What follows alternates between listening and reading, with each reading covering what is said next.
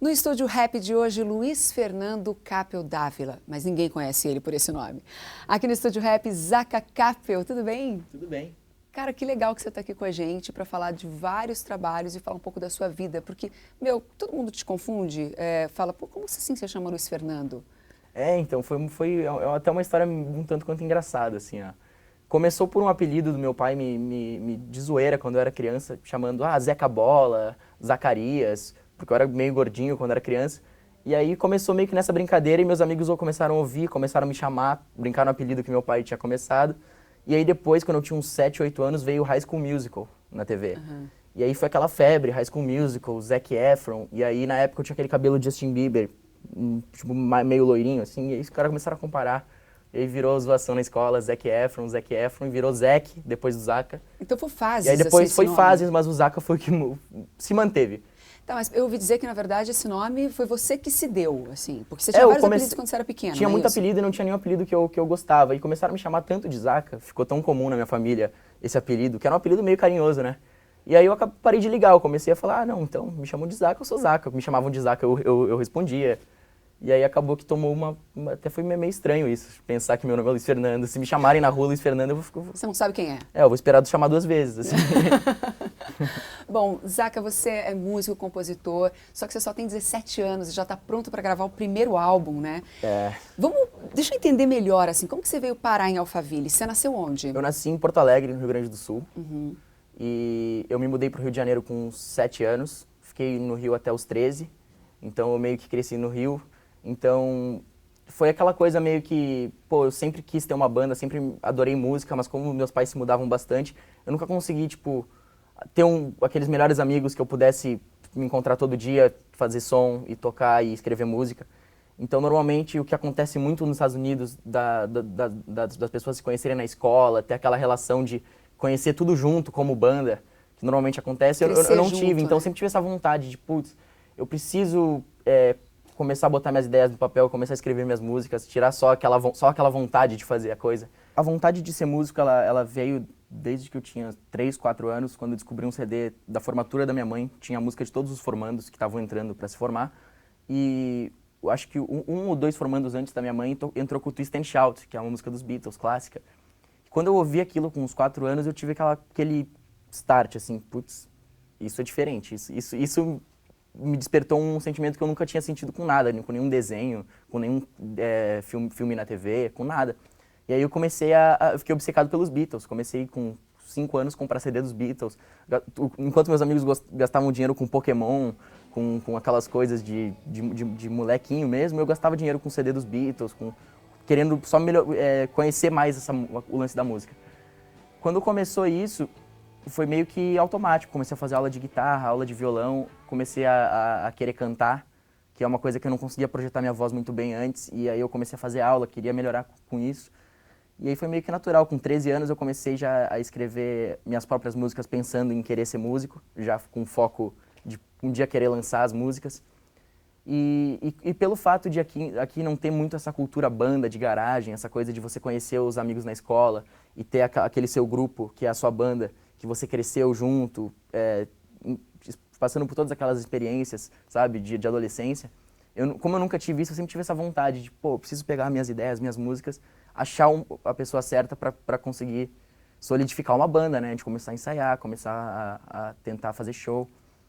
Foi aí que, então, de 2 anos para cá, eu conheci uma americana, através de um amigo dos meus pais, e ela acabou indo para um churrasco na minha casa. E ela filmou no celular dela 2, 3 músicas minhas tocando na frente da churrasqueira, no churrasco, domingão.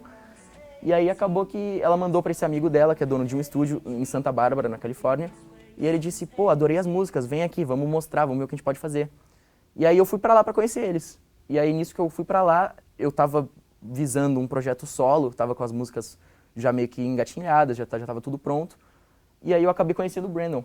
Quando eu conheci o Brandon, a gente começou a fazer muito ensaio todos os dias, aquela coisa de, a gente curte a mesma vibe, a gente tem o mesmo gosto musical. E aí foi aquilo, eu mostrei as ideias para ele, em 3 dias ele já tinha meio que feito uma revisão geral de todas as ideias, já tinha lapidado um monte de coisa, a gente já estava com muitas músicas prontas. Então foi aí que começou a banda, que hoje, agora se chama Future Calls, A gente vai estar lançando a página agora em julho, dia 15 de julho, vai ter o lançamento já com o primeiro single. Que ótimo. Bom, tem muita coisa para falar muita sobre coisa. esse projeto. Mas a gente estava falando, né, de você... Você falou que foi para Califórnia. Isso foi no ano passado, foi em 2014. Isso foi em 2014, foi em setembro de 2014. Então tudo muito rápido. Muito rápido. Uau. Antes disso, você falou que tudo começou quando você ouviu uma música dos Beatles e você falou, nossa... Então... Foi daí. Você ouve Beatles até hoje? Até muito? hoje.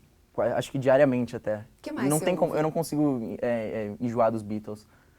Até porque eles têm tanto álbum, tem tanta música, assim, às vezes quando você acha que você já descobriu tudo, cara, você vê que tem um EP que eles não lançaram, que... É enorme, né? É muita coisa, é muita coisa. Os caras, eles eram... Acho que ainda não chegou ninguém na Terra com a capacidade que eles tinham, assim, de fazer música. Eu acredito, pelo menos. Eu perguntei até se você ouve mais alguma coisa assim, tipo, além de Beatles. Ouço, sim. O Beatles é a raiz, onde eu comecei, mas eu cresci ouvindo pop punk, que é um gênero que começou nos Estados Unidos com bandas no final dos anos 90, como Blink-182, tem The Used, que já é uma tendência um pouco mais pesada, já é um pouco metalcore, e também já final dos anos 90, início de 2000. Então eu cresci muito nessa coisa meio punk, rock, 2000 a 2005, assim, Green Day, Sum 41, bandas, normalmente as trilhas sonoras do American Pie, que são aqueles filmes que são agora dessa época. A trilha sonora de quase todos os filmes é baseada nesse tipo de som. Então foi meio que daí.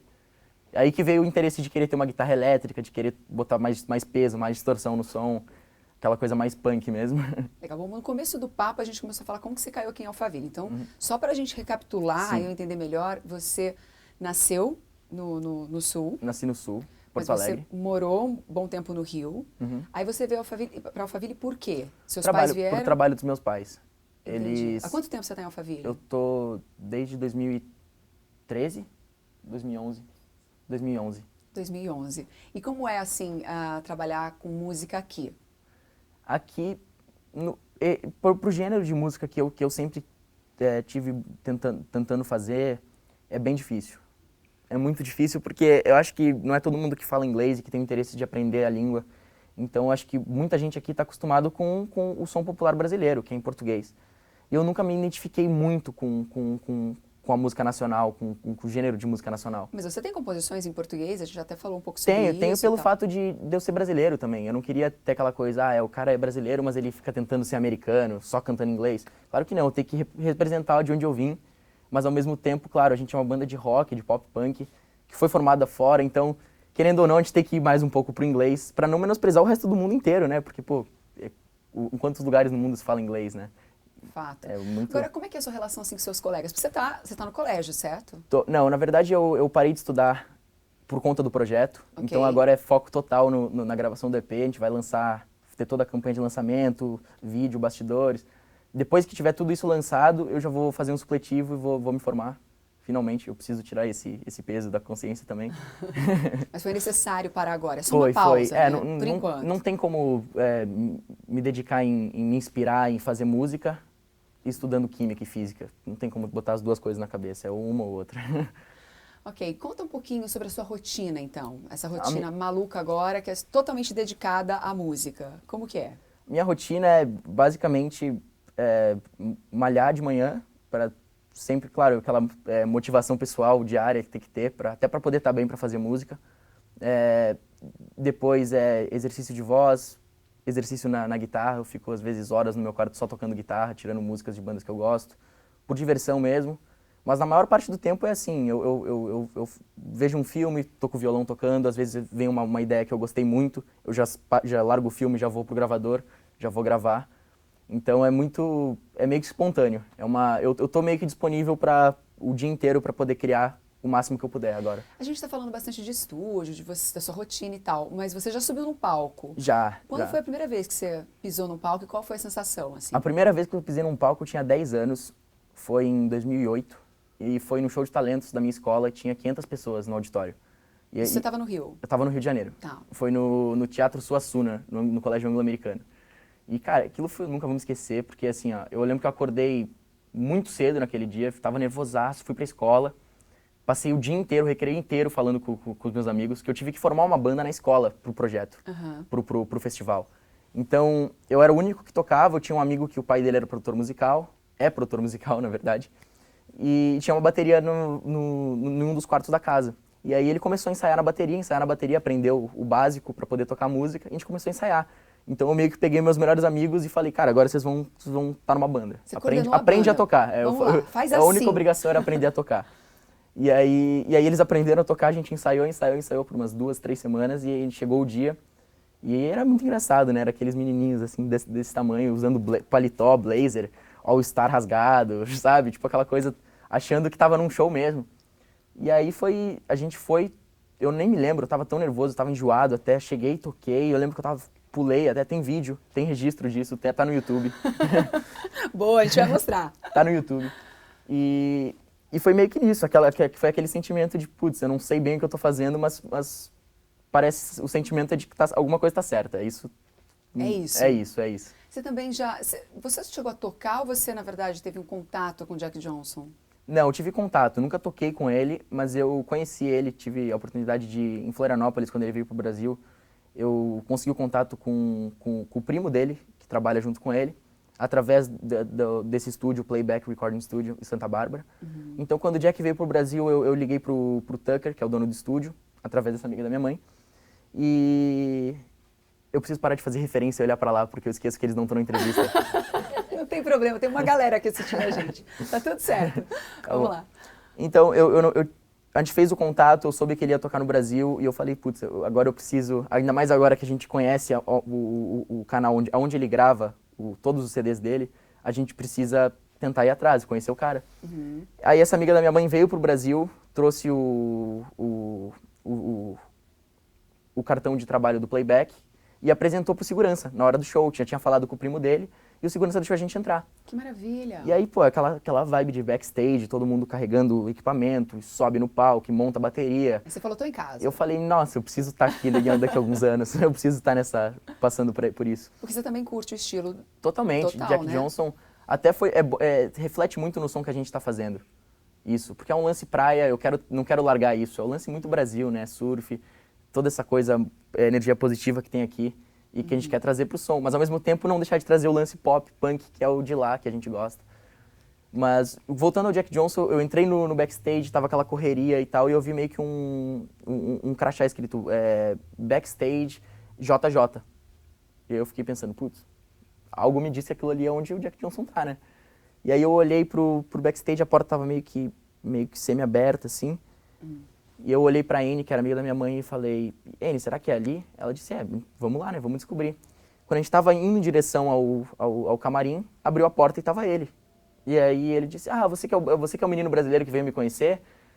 Aí foi aquele momento, eu gelei assim, sim senhor, eu sou Jack. E aí a gente passou uma meia hora conversando só sobre música, eu falando como ele consegue botar a ideia que ele visualiza de uma música no papel, como é que ele consegue ser o Jack Johnson. Porque qualquer um que ouve o som dele sabe que é o Jack Johnson tocando. Tem aquela coisa característica. E a gente queria muito isso, eu quero muito isso pro meu projeto, aquela coisa de, é o Zaka que tá tocando, sabe? Não ser só mais uma banda genérica que tá tentando ser que nem alguém, sabe? Queria ser a nossa própria identidade. Já que você tá falando desse projeto, tá todo mundo curioso para saber sobre esse novo álbum que tá aí. Tá pintando. Tá pintando. Mas isso tudo daqui a pouquinho no segundo bloco. Até já.